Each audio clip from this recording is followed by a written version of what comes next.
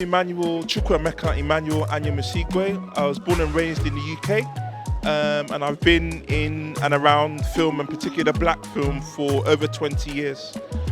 In terms of my background, in terms of my family name, Anyiam Osigwe, I'm actually related to Peace Anyiam Osigwe, who founded the African Movie Academy Awards. So whenever you see Anyiam Osigwe, we are all one and the same.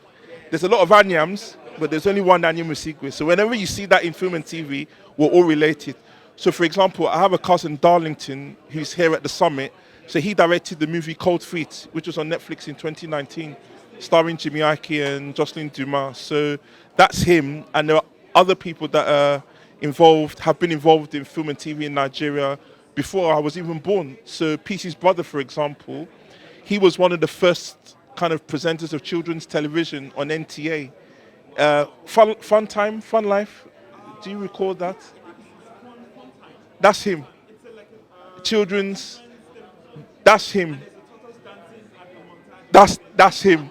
So I think he wants to bring that back because, funnily enough, so at the NEMSIA, which is part of the Nigerian and International Film Summit, what they've been talking about is the foreign kind of increase in children's television and storytelling and image and representation, which I didn't realize is worrying a lot of people here in Nigeria. And I was saying on one of the panels today, someone raised a question about children's television.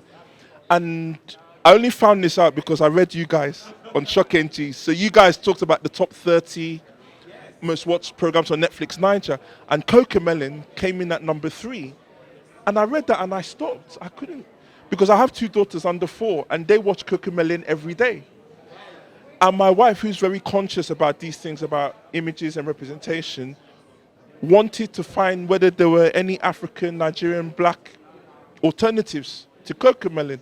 So because of who we are, we're able to find, is it Omoberry? So that's what they watch now. So they hear the accent, they hear the songs, they see the images. So images matter. So as part of the UK producers panel today, so I'm here on behalf of the British Film Institute, which is the lead film organisation in the UK. So they do a lot of work in making sure that the British culture is adequately represented, not just in the UK, obviously, but around the world.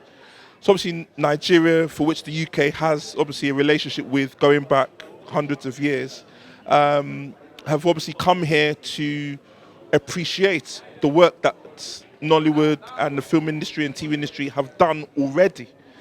But what is becoming clear is that collaboration is the key for local producers, local talent to really take the industry to the next level.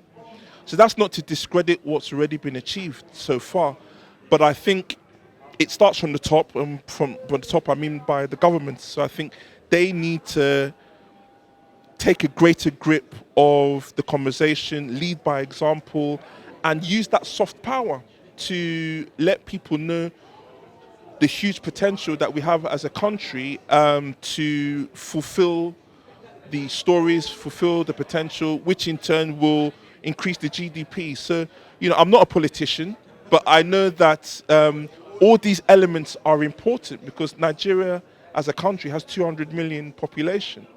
And I said on the panel today, whether does Nigeria feel like the second largest industry in the world? I don't know the answer because I've not been here long enough. I've spent all of my kind of film life in the UK. So obviously until I come out here more, until I speak to organisations like Shock NG and just all sorts of organisations that I've met here, obviously the government have been represented here as well. I'm here to ask questions and hopefully hear answers which will help me to understand more what it is that I can contribute, because although I was born in the UK, spiritually I'm Nigerian, I'm African. So I have my part to play as well.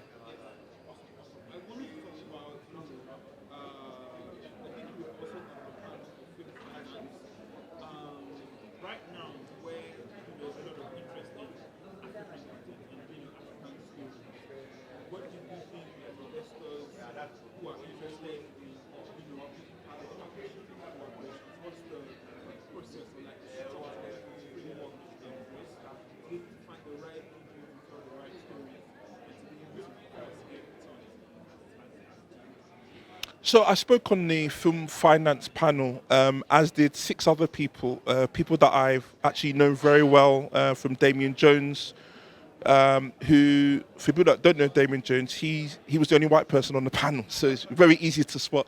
But if you look at his track record, he's worked with a lot of black talent, not just in the UK but internationally as well.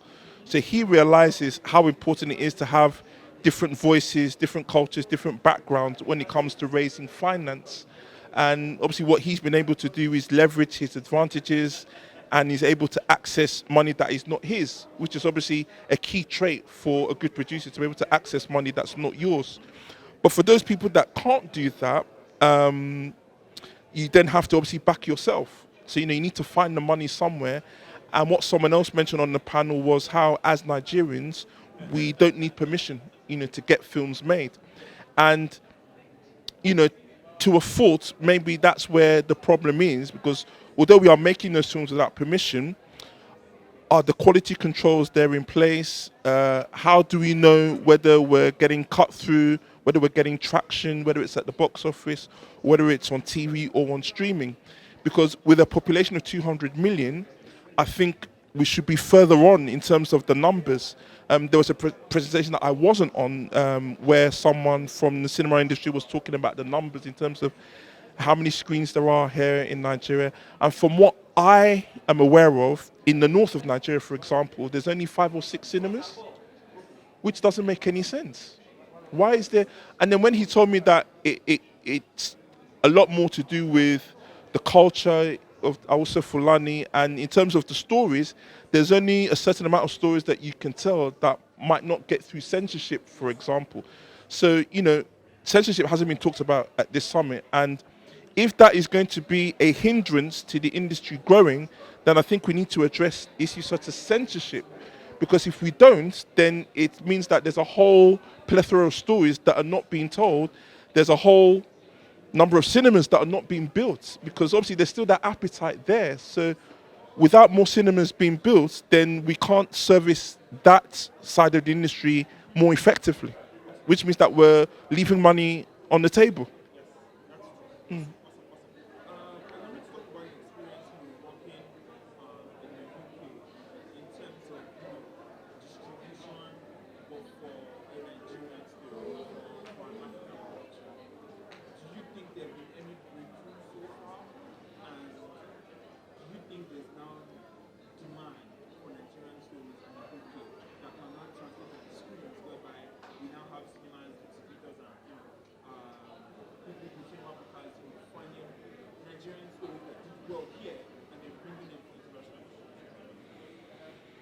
That's such a great question, because like I said to you earlier, I'm here to play my part. With regards to bridging that gap between what can the UK do further to embrace Nollywood content and Nollywood talent, not necessarily Nollywood ways of doing things in terms of infrastructure and ecosystem, but maybe there are advantages there that the UK can look into. Like I said, I don't know what the landscape here is fully to be able to answer that question, but I'm sure if there is something that if there is something that Nigeria can leverage in terms of their advantages that the UK can tap into, then what you're talking about in terms of embracing Nigerian talent and content more will be more easier.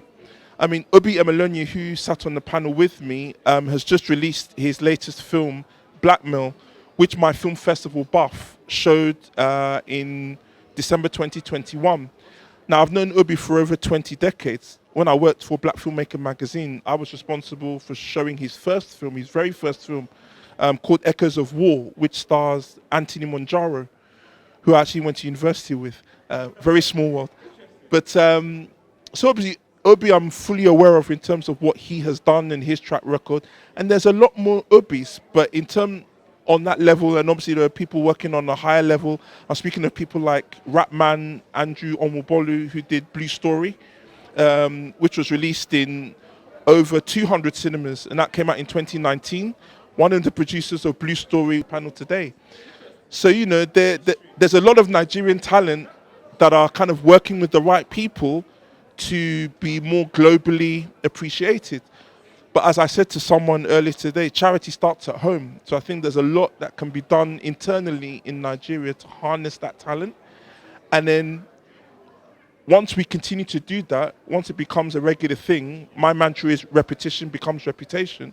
Once we start to do that, then nations like the UK will find it easier to bring that talent and approach to filmmaking and TV across to the UK, because everyone is always learning. If you're not learning, then you're doing something wrong. For me, after 20 years, I'm still learning. Like I said, I've not been in Nigeria that long from a business point of view, so I'm here to learn, ask questions, and see where I fit in.